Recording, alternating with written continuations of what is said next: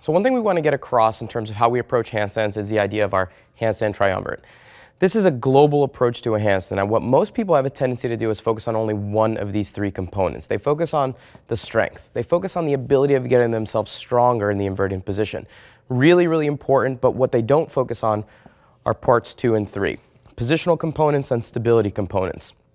Now, when we're doing our handstand training, we need to be focusing on exercises that incorporate all three of these if we want to be building a well-rounded handstand. Now, with everything that we do, the goal will always be to be training towards the highest level version of these movements. So the goal will not be, can I become really good with doing a handstand up against the wall? The eventual goal, and the way that we think about training our handstands, is can I get a freestanding handstand? And then eventually working towards more advanced handstand variations, working towards what we consider to be one of the highest variations of working on a handstand on something dynamic like the rings.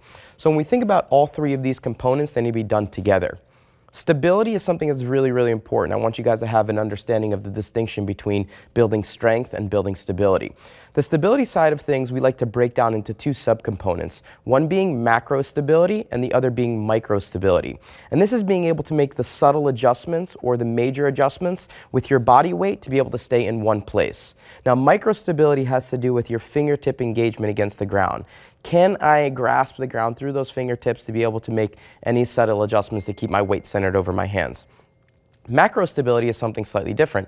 Macro stability has to do with, can I get my weight shifted from the shoulders forward to back to be able to keep my weight centered if anything drastic should happen. So this is really important in terms of being able to understand how to get your weight shifted either from a major perspective or from that minor perspective according to the changes that might need to be made. Strength is really getting strong in the muscles that are needed to stay inverted. Now, this can go much more in depth, but what most people are doing is focusing only on what the front part of the shoulder is doing. Yes, that's a critical component in terms of the strength of your handstand, but there are a lot of other muscle groups involved to be able to hold handstands for longer periods of time. And we can go into this a little bit more in depth later on. But one of the things I want you to be keying in on when it comes to strength is to spend more time on strength-specific training for your handstands. A question for you guys right now. How many of you guys know what your max handstand hold time is?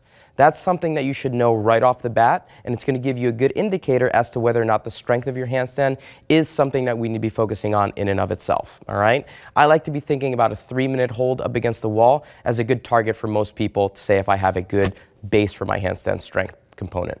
The last is position. This is something that needs to be done early on, creating a nice hollow, creating a nice arch, understanding what my body should be looking like in the handstand.